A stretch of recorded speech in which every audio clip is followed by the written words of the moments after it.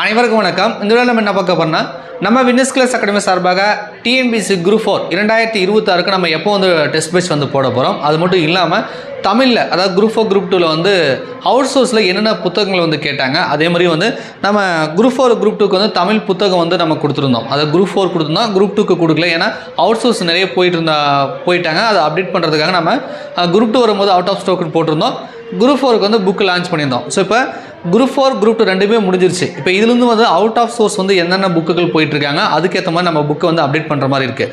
So இப்போ வந்து பேக்ரவுண்டில் நாங்கள் வந்து புக்கு வந்து அப்டேட் பண்ணிகிட்ருக்கோம். ஸோ அந்த புக்கு வந்து உங்களுக்கு வந்து எப்போ நாங்கள் வந்து கொடுக்க போகிறோம், எப்போ கிடைக்கும் அப்படின்றத வந்து சொல்கிறோம். ரைட்டா? ஸோ அந்த புக்கு பார்த்துருப்பீங்க. ஏற்கனவே நம்ம சேனலில் பார்க்குறவங்களுக்கு தெரிஞ்சிருக்கும். ஸோ தமிழ் குரூப் 4க்கு வந்து ஃபுல்லாக சிலபஸ் கவர் ஆகிற மாதிரி new book, old book, government material, கொஞ்சம் அவுட் சோர்ஸ் எல்லாமே சேர்த்து நம்ம கிட்டத்தட்ட ஒரு 650 பேஜ் 2-in-1 புக்காக நோட்ஸு, ப்ரீவியஸ் இயர் கொஸ்டின் சொல்லி 660 பேஜுக்கு மேலே மாடல் கொஸ்டின் பேப்பரோட சொல்லி நம்ம இந்த புக்கு வந்து கொடுத்துருந்தோம். ரைட்டா? ஸோ இந்த புக்கில் நிறைய கேள்விகள் வந்து ரிஃப்ளெக்ட் ஆகிருக்கு, கேட்டிருக்காங்க. கான்செப்ட் வைஸாக வந்திருக்கு, இலக்கியம் ஃபுல்லாகவே கவர் ஆகிருக்கு, இலக்கணமும் வந்திருக்கு. பட் இருந்தாலும் கூட அவுட் சோர்ஸ் நிறைய போனதுனால வந்து கொஞ்சம் வந்து கவர் ஆகலை எல்லாம். அது வந்து நம்ம புக்கு மட்டும் இல்லை, first time syllabus, new syllabus group 4க்கு யாரெல்லாம் புக்கு போட்டாங்களோ அவங்க எல்லா புக்குமே அந்த ஃபஸ்ட்டு போட்டதில் அது வந்து இருக்காது, முழுமையாக கவர் ஆகிருக்காது. ரைட்டா? சரி, இப்போ இந்த புக்கு வந்து மீண்டும் வந்து நம்ம அப்டேட் பண்ணி கொடுக்கலான்னு சொல்லி நாங்கள் அப்டேட் பண்ணிகிட்டு இருக்கோம். ஸோ அதை வந்து நான் சொல்கிறேன். இதுக்கு இப்போ நம்ம அப்டேட் பண்ணுறோன்னா என்னென்ன புக்கில் வச்சு நம்ம வந்து அப்டேட் பண்ணுறோம் அப்படின்றத உங்களுக்கு நான் சொல்கிறேன். அதில் வந்து நீங்கள் தெரிஞ்சுக்கலாம் குரூப் 4 குரூப் 2வில் வந்து என்ன அவுட் சோர்ஸ் புக் வந்து கேட்டாங்க அப்படின்றது. நிறைய பேர் தெரிஞ்சிருப்பீங்க. 2026க்கு புதுசாக படிக்கிறவங்க இல்லது வந்து கொஞ்சம் அவுட் சோர்ஸை சரியாக ஃபாலோ பண்ணாதவங்களுக்கு தெரிஞ்சிருக்காது. ரைட்டா? சரி, இப்போ நான் சொல்கிறேன் பாருங்கள், குரூப் 4ல் என்னென்ன கேட்டாங்க அப்படின்றத நான் சொல்கிறேன். குரூப் 4ல் வந்து பார்த்தீங்க அப்படின்னா, ஸோ நமக்கு வந்து ஆட்சி சொல் அகராதி திருத்திய பதிவு தமிழ்நாடு வளர்ச்சி கழகம் இது வெப்சைட்டில் பிடிஎஃப், இது மோஸ்ட்லி இதில் இருக்கிற எல்லா புக்குமே வந்து பிடிஎஃபாக கிடைக்குது. ரைட்டா? வெப்சைட்டில் விர்ச்சுவல் அகாடமி அந்த கவர்மெண்ட்டோட வெப்சைட் இருக்கு இல்லையா, அதில் வந்து நமக்கு வந்து கிடைக்கிது, நீங்கள் டவுன்லோட் பண்ணிக்கலாம். ஓகேங்களா? ஆட்சி சொல் அகராதிலேருந்து வந்து கேட்டிருந்தாங்க. அதே மாதிரி மயங்கொழி சொல் அகராதிலேருந்து கேட்டிருந்தாங்க. மரபு தொடர் அகரவரிசை கேட்டாங்க. பழமொழியில் 400 இருக்கு இல்லையா, 3 அறிஞர். ஸோ இதுலேருந்து கேட்டிருந்தாங்க. தமிழ் அகர முதலிலிருந்து வந்து சொல்லும் பொருளும், ஒரு சொல்லுக்கு பல பொருள், இந்த மாதிரி இருக்கு இல்லையா, அது கேட்டிருந்தாங்க. இதை மட்டும் ஏன் சார் டார்க்காக கொடுத்துருக்கீங்க அப்படின்னு ஒரு கேள்வி வரும். ஸோ இதில் என்ன அப்படின்னா, இதில் ரொம்ப இம்பார்ட்டன்ட். இதில் வந்து நிறைய கேள்விகள் கேட்டிருக்காங்க. ஆட்சி சொல் அகராதி வந்து குரூப் 2லுமே கேட்டிருக்காங்க. மரபு தொடர் அகரவரிசை கேட்டிருக்காங்க. இந்த தமிழ் அகர முதலி இருக்கு இல்லையா, ஸோ இது வந்து கிட்டத்தட்ட ஒரு 1000 பக்கம் இருக்கணும், ஒரு பெரிய புக்காக இருக்குன்னு நினைக்கிறேன். ஸோ இதுலேருந்து நிறைய கேள்விகள் குரூப் 2லுமே வந்திருக்கு. ஸோ குரூப் 4 குரூப் 2லுமே ரெண்டுத்துலையுமே கேட்டிருக்காங்க. ஸோ அதெல்லாம் கொஞ்சம் இம்பார்ட்டன்ட். ரிப்பீட்டடாக நிறைய கேள்விகள் கேட்டதுனால உங்களுக்கு ஹைலைட் பண்ணி காட்டியிருக்கேன். அதுக்கப்புறம் கலைச்சொல் அகராதி, அதாவது ஜாகரிபி இதில் வந்து என்ன சொல்லு, மெடிக்கல் ரீதியாக இது என்ன கலைச்சொற்கள், இது மாதிரி ஒவ்வொரு பிரிவாக வந்து சட்ட ரீதியாக என்ன கலைச்சொற்கள் கேட்டாங்க இல்லையா, அது ஒவ்வொன்றுத்துக்குமே அந்த வால்யூம் வந்து இருக்குது. நம்ம கலைச்சொல் பேர் அகராதின்னு சொல்லி இதில் வந்து பார்த்தீங்கன்னா 3, 6, 8, 10, 11, 12, 13 ஒவ்வொன்றுமே ஒரு புக்காக இருக்கும். அது வால்யூம் நம்பர் அது. ஸோ இதுலேருந்துமே லாஸ்ட் குரூப் 4ல் வந்து கேட்டிருந்தாங்க. தற்கால தமிழ் சொல் அகராதிலேருந்து கேட்டிருந்தாங்க. ஒரே ஒரு கொஸ்டின் கேட்டிருந்தாங்கன்னு நினைக்கிறேன். தமிழ் வளம் இளங்குமரன் வந்து கேட்டிருந்தாங்க. அதுக்கப்புறம் உங்களுக்கு 10th ஓல்டு புக்கு 1957, அதுக்கப்புறம் அந்த ஓலக்கம் ஓலைச்சுவடி வரைக்கும் வந்து கேட்டிருந்தாங்க. இதெல்லாம் வந்து பார்த்தீங்கன்னா குரூப் 4ல் கேட்கப்பட்ட அவுட் சோர்ஸ். ஸோ இதன் அடிப்படையில் இதுலேருந்து நமக்கு வந்து முக்கியமான பகுதிகளாக வந்து நம்ம குரூப் 4 அந்த நம்ம தமிழ் புக்கு காட்டணும் இல்லையா, ஸோ இந்த புக்கில் வந்து நம்ம இந்த சோர்ஸ்லாம் ரெஃபர் பண்ணி நமக்கு தேவையானதை வந்து இதில் வந்து ஆட் பண்ணுறதுக்கு நாங்கள் வந்து ரெடி பண்ணிட்டு இருக்கோம். ரைட்டா? அதே மாதிரி இப்போ அதுக்கப்புறம் இந்த குரூப் 4 மட்டும் தான் கேட்டாங்கன்னா, இல்லை குரூப் 2லுமே அவுட் சோர்ஸ் கேட்டாங்க. இதில் பார்த்தீங்கன்னா இது குரூப் 4ஓட ரொம்ப அதிகம் தான், பட் ரொம்ப பழைய புக்கு போகலை. ரைட்டா? இதில் வந்து ரிப்பீட் ஆகும். அதாவது தமிழ் அகர முதலின்றது இதுக்குமே வருது. குரூப் 2லுமே கேட்டிருந்தாங்க. ஆட்சி சொல் அகராதியும் கேட்டிருந்தாங்க. மரபு தொடர் இந்த மாதிரிலாம் வந்து குரூப் 2லுமே கேட்டிருந்தாங்க. ரைட்டா? ஒரே புக்கு நான் ரிப்பீட்டடாக போடல. ஸோ அதனால் குரூப் 4ல் இருக்கிறதுனால விட்டுட்டேன். ஸோ அப்போ கிட்டத்தட்ட இது வந்து ஒரு 19 புக்கு வெளியே போயிருப்பான்னு வச்சுங்களேன், ஒரு 3 புக்கு எக்ஸ்ட்ரா வரும். இப்போ குரூப் 2ல் பார்த்தீங்க அப்படின்னா, குரூப் 2 என்ன கேட்டாங்க உங்களுக்கே தெரியும். அந்த நல்ல தமிழ் எழுத வேண்டுமா, இந்த ஒரே புக்கில் தான் நிறைய கேள்விகள் வந்து கேட்டிருந்தாங்க. ரைட்டா? ஒரு 7-8 கேள்விகள் கேட்டிருப்பான்னு நினைக்கிறேன். அதுக்கப்புறம் தேர்வோட தமிழ் இலக்கிய புக்கிலேருந்து கேட்டிருந்தாங்க. பாவனரோட, ஸோ இது வந்து பார்த்தீங்கன்னா பாவனர், ஸோ இது வந்து பாவனரோட தமிழ் களஞ்சியம் வால்யூம் 23 ஒன்று கேட்டிருந்தாங்க. பயன்முறை தமிழ் சொல் வந்து கேட்டிருந்தாங்க. நவீன தமிழ் அகராதிலேருந்து கேட்டிருக்காங்க. தொல்காப்பியம் எழுத்து அதிகாரம், சொல்லதிகாரம், பொருளதிகாரம் இதுலேருந்துமே வந்து கேட்டிருக்காங்க. அது குறிப்பாக அது நன்னூல்லேருந்துமே கேட்டிருந்தாங்க. நன்னூல்லுமே எழுத்து அதிகாரம், பொருள் இது மாதிரிலாம் வந்து வரும். ஸோ அதுலேருந்துமே கொஞ்சம் கேட்டிருந்தாங்க. ஸோ ஒவ்வொரு புக்லேயும் ஒரு கொஸ்டின் 2 கொஸ்டின் தான் கேட்டிருக்காங்க. ரொம்பலாம் ரிப்பீட்டடெலாம் கேட்கல. பிரச்சனை என்னென்னா ஒரு புக்குன்றது எவ்வளோ பெருசாக இருக்குது, அதுலேருந்து ஜஸ்ட் ஒரு கொஸ்டின் கேட்குறாங்க. ரைட்டா? ஸோ இப்போ இந்த பாவனோட தமிழ் களஞ்சியத்துலேருந்து நமக்கு ஒரே ஒரு கொஸ்டின் தான் வந்திருக்கும். அது டைரெக்டாக இல்லை, அது இன்டெரக்டாக தான் இருக்குது. ஸோ அது மாதிரி ரெஃபரன்ஸ் புக்கு மாதிரி தான் எல்லாம். அதில் எதெல்லாம் இம்பார்ட்டன்ட் அதை மட்டும் நான் கொஞ்சம் அப்டேட் பண்ணி உங்களுக்கு கொடுக்குறேன். ஓகேங்களா? தமிழ் பழமொழிகள் வந்து இங்கே வந்து பழமொழி நானும் வந்து கேட்டிருந்தாங்க. இப்போ வந்து பார்த்தீங்கன்னா ஜெகநாதன் எழுதுந்த அந்த மாமனுக்கு மாலை சுற்றி இருந்தால் மாமனுக்கு ஆகாதுன்னு சொல்கிற அந்த பழமொழி அது படத்துலையுமே வருது. பட் இதுலேயும் ஜெகநாதனோட பழமொழியிலுமே இருக்கும் அது. ரைட்டா? ஸோ அவரோட புக்கில் வந்து கேட்டிருக்காங்க. அப்புறம் அயற்சொல் அகராதி நிகண்டு தமிழ் இலக்கணம் மகாலிங்க ஐயரோட புக்கு, தொல்காப்பியம் நான் ஏற்கனவே சொன்னால் இளம்பொருளார் உரையிலேருந்து கேட்டிருக்காங்க. தமிழை பிழையின்றி எழுதுவோம் அப்படின்னு ஒரு புக் இருக்குது, அதுவும் தேவைப்படுது. ஏழாதி மூலமும் உரையும் கணித மேதாவியார்லேருந்து அந்த சொல் அப்படின்ற மாதிரி ஒரு இது கேட்டிருந்தான்னு நினைக்கிறேன். அப்புறம் நன்னூரோட எழுத்ததிகாரம் சோம இளவரசன் இந்த புக்கு கேள்விப்பட்டிருப்பீங்க. இது குரூப் 4க்குமே ரெஃபரன்ஸ் பண்ணாங்க அந்த பிரித்தெழுதி சேர்த்ததுக்கெல்லாம்.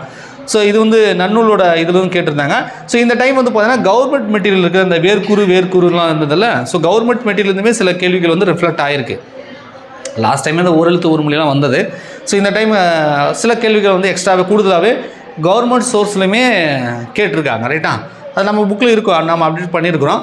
ஸோ அதுக்கப்புறம் திருக்குறள் வந்து பார்த்திங்க அப்படின்னா நமக்கு வந்து வரதராசனார் உரை அல்லது வேறு ஏதாவது எந்த ஆத்திரம் இருந்தாலும் சரி திருக்குறள் வந்து நிறைய கேட்டுகிட்டே தான் இருக்காங்க. ரைட்டா? அது என்னென்னா சொல்கிறது 20 அதிகாரம்னு சொல்கிறாங்க, கூடுதலாக இன்னும் ஒரு சில குறள் வந்து கொடுத்துட்றாங்க. ரைட்டா?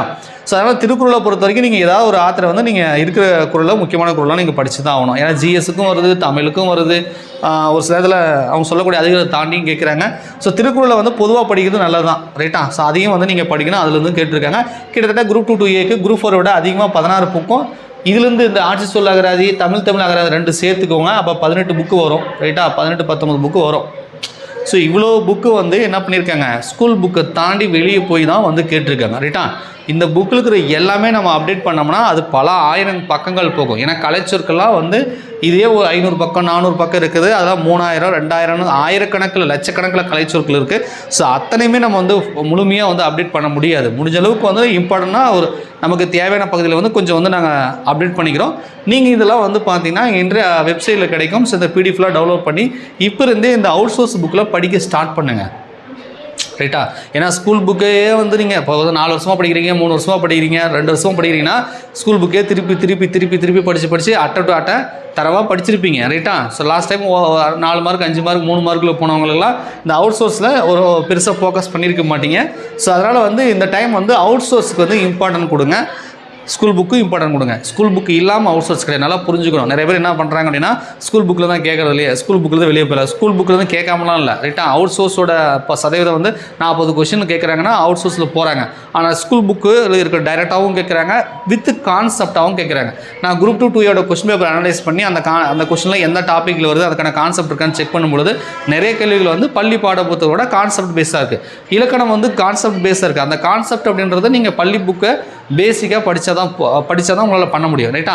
அதே மாதிரி கொஸ்டின் வந்து நியூ புக்கில் மட்டும் கேட்கல, நியூ புக்லையும் கேட்குறாங்க, ஓல்டு புக்லையும் கேட்குறாங்க. ரைட்டா? இப்போ பன்முக கலைஞர் அப்படின்னு ஒன்று புதுசாக 2020 சேர்த்துனாங்களா, அதுலேயும் கேட்குறாங்க. நிகழ்கலை அப்படின்றத 2022-23 புக்கில் அது இருக்கும். 10ஆம் வகுப்பில் இந்த 6வது 7 நினைக்கிறேன். அதில் எதுவுமே அந்த தப்பாட்டம் இருக்குல்ல, தப்பாட்டம் பறை இசை அப்படின்னு சொல்லி ஒன்று கேட்டிருப்பாங்க. அது வந்து பார்த்தீங்கன்னா 2022-23 எடிஷனில் இருக்குது. அந்த லெசனை தூக்கிட்டு தான் இவங்க என்ன பண்ணியிருக்காங்க, பன்முக கலைஞர் பற்றி கேட்டிருக்காங்க. இப்போ கலைஞர் பற்றியும் கேள்வி கேட்குறாங்க. அந்த லெசனை வச்சு அந்த நிகழ்கலை பாடத்துலையுமே கேள்வி கேட்டிருக்காங்க.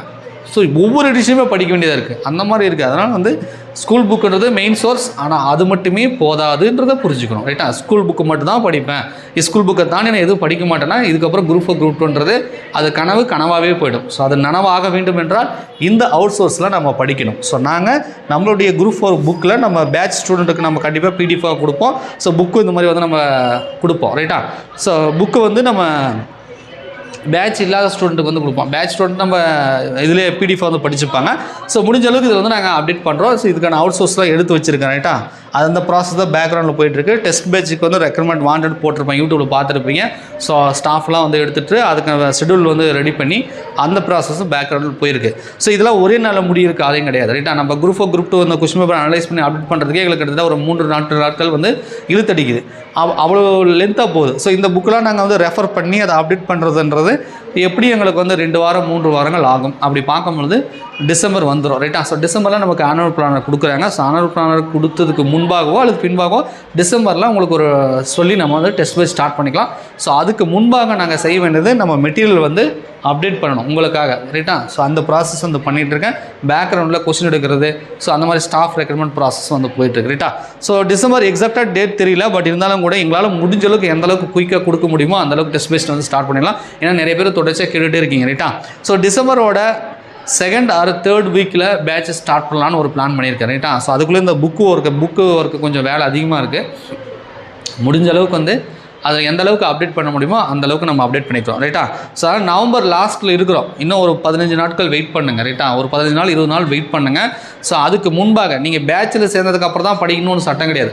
ஒரு டெஸ்ட் பேட்சில் ஜாயின் பண்ணுறோம், டெஸ்ட் பேட்சில் ஒரு ஷெட்யூல் கொடுக்குறாங்க. அந்த ஷெட்யூலை ஃபாலோ பண்ணணும்னா கொஞ்சம் முன்கூட்டியே நீங்கள் படிச்சிருக்கணும். முன்கூட்டியே படித்தா தான் நம்ம டெஸ்ட் அட்டன் பண்ண முடியும். நாங்கள் 2 நாள் லீவ் கொடுப்போம், 3 நாள் லீவ் கொடுத்தா டெஸ்ட் வைப்போம். ஆனால் அந்த 2 days 3 days 4 days வந்து உங்களுக்கு அந்த டைம், அந்த குறிப்பிட்ட டைமுக்குள்ளே அந்த ஷெட்யூலை கவர் பண்ண முடியுமா, அந்த டாப்பிக்கை கவர் பண்ண முடியுமான்றது ரொம்ப ரொம்ப கஷ்டம், ரைட்டா? அது எப்போவுமே வந்து பார்த்தீங்கன்னா சார் படிக்க முடியல சார் அப்படி இப்படிலாம் சொல்லுவாங்க. நான் என்ன சொல்ல வரேன்னா, ஸ்கூல் புக்குன்றது ஈஸியாக தான் இருக்குது. அது ஓரளவுக்கு இலக்கண பகுதினாலும் படிச்சிருப்பீங்க. இந்த அவுட் சோர்ஸ் இப்போ என்ன பண்ணுறீங்கன்னா, நம்ம டெஸ்ட் பேட்ச் ஸ்டார்ட் பண்ணுறதுக்கு முன்னாடி எப்படி நம்ம சேனலை ஃபாலோ பண்ணுற நீங்கள் தான் வந்து டெஸ்ட் பேட்ச் ஜாயின் பண்ண போகிறீங்க. அப்போ இந்த வீடியோ பார்க்குறீங்கன்னு வச்சுக்கோங்களேன். இப்போ என்ன பண்ணுறீங்க, இந்த புக்கெலாம் நோட் பண்ணுங்கள், இந்த பிடிஎஃப்லாம் டவுன்லோட் பண்ணுங்கள். டவுன்லோட் பண்ணி உட்காந்து ஒவ்வொரு புக்காக குரூப் 2 என்னென்ன கேள்வி கேட்டிருக்காங்க, எந்தெந்த புக்கில் கேட்டாங்க, அது எந்தெந்த பகுதிகளெலாம் படிக்கலான்னு பாருங்கள். டெய்லி ஒரு 10 20 50 கலைச்சொற்கள் வந்து படிங்க. கொஞ்சம் கொஞ்சமாக நீங்கள் படித்தா தான் ஒரு 6 மாதம் 1 வருஷத்தில் நம்ம என்ன பண்ண முடியும், கலைச்சொற்கள் நிறைய படிக்க முடியும். ஒரே நாளைக்கு வந்து கலைச்சொற்கள்லாம் அங்கே ஆயிரக்கணக்கில் லட்சக்கணக்கில் படிக்க முடியாது. ஸோ டெய்லியும் வந்து கலைச்சொற்கள் வந்து ஒரு 50 100ன்னு கொஞ்சமாக படிங்க, ரைட்டா? அப்படி படிக்கும்போது கொஞ்சமாக படிச்சிங்கன்னா கடைசியில் ஒரு 6 month கம்ப்ளீட் ஆகும்போது நீங்களே ஆயிரக்கணக்கான கொஸ்டின் படிச்சிருப்பீங்க. அனைத்துமே ஞாபகம் வரும்னு சொல்ல முடியாது. ஆனால் எங்கோ படித்த ஞாபகத்தில் அந்த ஆப்ஷன் வந்து எக்ஸாக்டாக நம்மளால் சூஸ் பண்ண முடியும், ரைட்டா? ஒரு புக்கை ஓப்பனே பண்ணாமல் நான் அதை பார்க்கக்கூட இல்லை படிக்கக்கூட இல்லை அப்படின்றதுக்கு நீங்கள் போய் ஆன்சர் பண்ணுறதுக்கும், அட்லீஸ்ட் ஒரு டைமாவது நான் படித்தேன் அப்படின்றதுக்கப்புறம் நீங்கள் போய் ஆன்சர் பண்ணுறதுக்கும் வித்தியாசம் இருக்குது. நீங்கள் படித்தது, நீங்கள் ஏதாவது ரீகால் பண்ணது, ஏதோ ஒன்று பார்த்தது அங்கே ஏதாவது ரிஃப்ளெக்ட் ஆகலாம். எல்லாருக்குமே கலைச்சொற்களை பொறுத்த வரைக்கும் படித்த எல்லா சொற்களும் வந்துடும் சொல்ல முடியாது, படித்தது ஞாபகம்னு சொல்ல முடியாது. ஆனால் உங்களால் வந்து ஆன்சரை வந்து எக்ஸாக்டாக சூஸ் பண்ண முடியும். ஒரு பொறுத்து கொடுக்குறாங்க, 4 சொல் இருக்குது, ஆப்ஷனில் ஏதாவது ஒன்று மட்டும் உங்களுக்கு தெரியுது, அந்த ஒன்றை வச்சாலே ஆப்ஷனை கண்டுபிடிச்சிடலான்ற மாதிரி இருக்கும். இப்போ 1க்கு டின்னு கொடுத்துருக்கான்னு வச்சுக்கோங்களேன், மீதில் வேறு ஆப்ஷன் இருக்குது. ஆனால் 1வது கொஸ்டினுக்கு டி ஆப்ஷன் கண்டுபிடிச்சிட்டிங்க, ஏன்னா நீங்கள் படித்தது வந்துடுச்சு. அப்போ அதை வச்சே நீங்கள் என்ன பண்ணலாம், அந்த பொறுத்துக்கான ஆன்சர் போட்டுடலாம். ஸோ அந்த மாதிரி வந்து நமக்கு வந்து படித்தது கண்டிப்பாக கை கொடுக்கும். ஸோ அவுட் சோர்ஸ் நிறையா இருக்குது.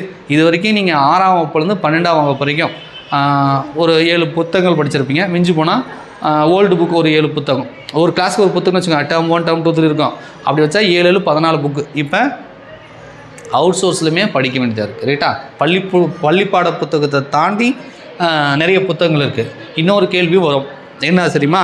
சில பேர் கேட்பாங்க, சார் குரூப் 4 கேட்டாங்க, இது குரூப் 2 கேட்டாங்க, அடுத்த வருஷம் இதே புக்கிலேருந்து கேட்பாங்களா சார் அப்படின்னு சில பேர் வந்து இடக்கு மடக்காக கேட்பீங்க, ரைட்டா? பட் அது என்ன கேட்பாங்கன்னு தெரியாது. இது வரைக்கும் கேட்டதை வச்சு ஒரு சில புக்கெல்லாம் ரிப்பீட் ஆகிருக்கு. இப்போ தேவரா தமிழுக்கெல்லாம் ரொம்ப ரொம்ப இம்பார்ட்டன்ட்.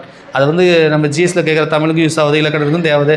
நல்ல தமிழ் எழுத வேண்டுமான்றது ரொம்ப ரொம்ப இம்பார்ட்டன்ட் தான். நிறைய கேள்வி கேட்டிருக்காங்க பாருங்க. இந்த தமிழ் அகர முதலேருந்து குரூப் 4க்கு வந்திருக்கு, குரூப் 2க்கு வந்திருக்கு. அப்போ இந்த புக்கு படிக்கிறதுனால ஒன்றும் நீங்கள் குறைஞ்சிட போகிறதில்ல, அது தேவைப்படுது, ரைட்டா? அதே மாதிரி நம்ம பழமொழி 400ன்றது அப்பப்போ கேட்டுகிட்டே தான் இருக்காங்க, ஒவ்வொன்றும் வந்துட்டு தான் இருக்குது. ஸோ அது படிக்கிறது தப்பு இல்லை. ஆட்சி சொல் அகராதி, இந்த ஆட்சி சொல் அகராதிலேருந்து நிறைய கேள்வி கேட்டிருக்காங்க. அந்த காக்கா கொஸ்டின்லாம் இதுலேருந்து வந்திருக்கு. அப்போ இது வந்து குரூப் 4லையும் கேட்டிருக்காங்க, குரூப் 2லையும் கேட்டிருக்காங்க. அப்போ இந்த முடிஞ்ச அளவுக்கு இந்த பிளாக்காக போல்டாக கொடுத்துருங்களா, அந்த புக்கையாச்சும் படிங்க.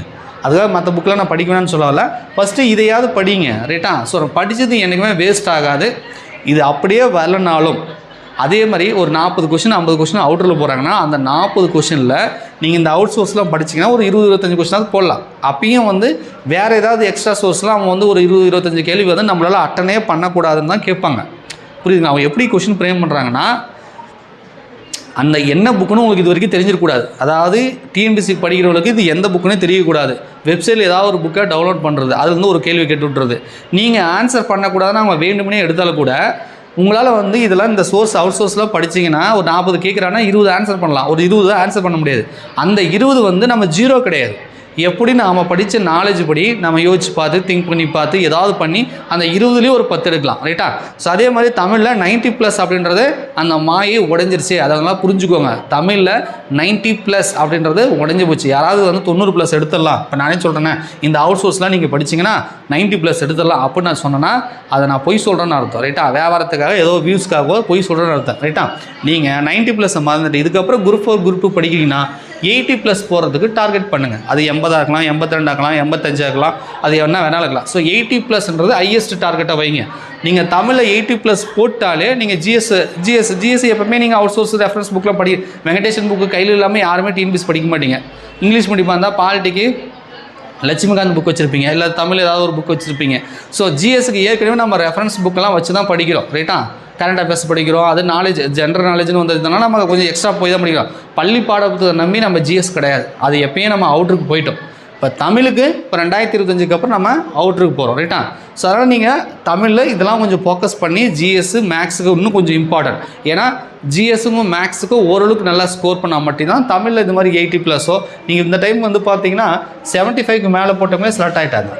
நான் ஏன் 80+ வைக்கிறேன்னா 80 டார்கெட் வச்சா 80+ வச்சா தான் உங்களுக்கு ஒரு 75, 76, 77 கிடைக்கும் ரைட்டா.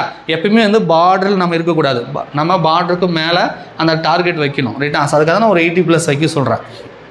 எந்த ஒரு டெஸ்ட் அட்டன் பண்ணாலும் 100க்கு உங்களால் வந்து ஒரு 80+ போட முடியுதுன்னா ஓரளவுக்கு நல்லா படிச்சிருக்கீங்கன்னு அர்த்தம் ரைட்டா. 90 எடுக்க முடியல, நான் குரூப் 4 ஃபெயில் ஆயிடுவேன், நான் குரூப் 2 ஃபெயில் ஆயிடுவேன், என்னால் வந்து 90+ போட முடியல, நான் டெஸ்ட் பேட்சில் சேர மாட்டேன் அப்படின்லாம் நீங்கள் நினைக்க வேண்டியதில்லை. உங்களால் இதுக்கப்புறம் ஏதாவது ஒரு டெஸ்ட் வைக்கிறாங்க, ஒரு 100 கொஷின் தமிழ் இருக்குது, அதில் ஒரு 80+ போட முடியுது, ஒரு 77, 78 போட முடியுது அப்படின்னா ஒரு ஸ்டாண்டர்டான ஒரு கொஷின் பேப்பரில் உங்களால் எடுக்க முடியுதுன்னா கண்டிப்பாக நீங்கள் குரூப் 4 குரூப் 2ல் கிளியர் பண்ண முடியும் ரைட்டா.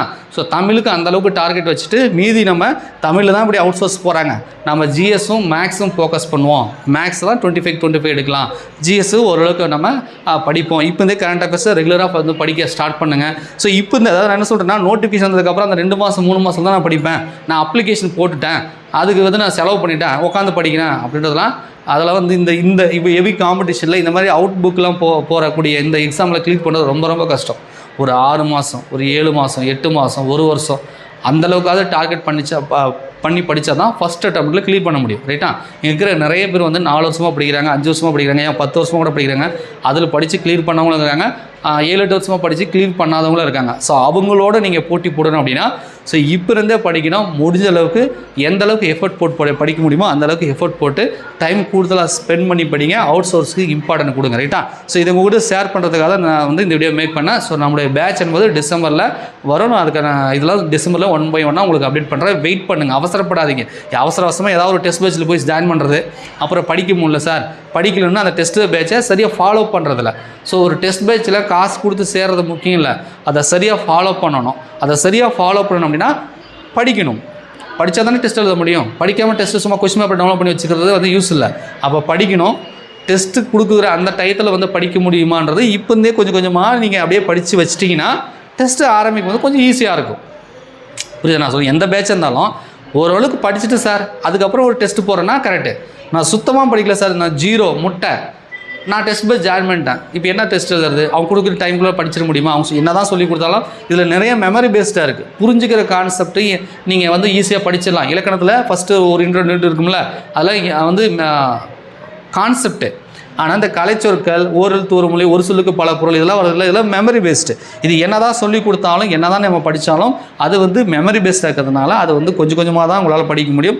டக்குன்னு ஞாபகத்துக்கும் வராது. ஒரு மாதிரி ஒரு தமிழ் நீங்கள் படிச்சிங்கன்னா ஒரு மன திருப்தி இருக்காது. நான் முடிச்சிட்டேன் சார் தமிழ் நல்லா, நான் வந்து தமிழ் வந்து இதுக்கு முன்னாடிலாம் நான் நியூ புக் ஓல்டு புக் படிச்சல தமிழ் ஸ்ட்ராங்காக இருக்குது சார், 90+ போட்டு சார், அவங்க தமிழ் ஸ்கூல் புக்கில் எந்த இடத்துல கேள்வி கேட்டாலும் நான் அட்டன் பண்ணிடுவேன்னு ஒரு சாட்டிஸ்ஃபேக்ஷன் இருக்கும். பட் இதுக்கப்புறம் சாட்டிஸ்ஃபேக்ஷனே இருக்காது. ஏன்னா கலைச்சொற்களும் அந்த மாதிரி இருக்குது. சாட்டிஸ்ஃபேக்ஷன் இல்லைனாலும் நம்மளால் ஓரளவுக்கு எடுக்க முடியுதா, நம்ம வந்து அந்த டார்கெட்டுக்கு நம்மளால் ரீச் பண்ண முடியுமா அப்படின்றத நீங்கள் புரிஞ்சுக்கணும். ஓகேங்களா? சரி, டிசம்பரில் நம்ம ஸ்டார்ட் பண்ணுறோம். அதுக்கு முன்னாடி நீங்கள் கொஞ்சம் கொஞ்சமாக படிச்சுட்டு இருங்க. நான் விரைவில் வந்து உங்களுக்கு புக்கு அப்டேட்டும் டெஸ்ட் பேட்ச் அப்டேட்டும் நான் டிசம்பரில் வந்து நான் சொல்கிறேன். ஓகேங்களா? நன்றி, வணக்கம்.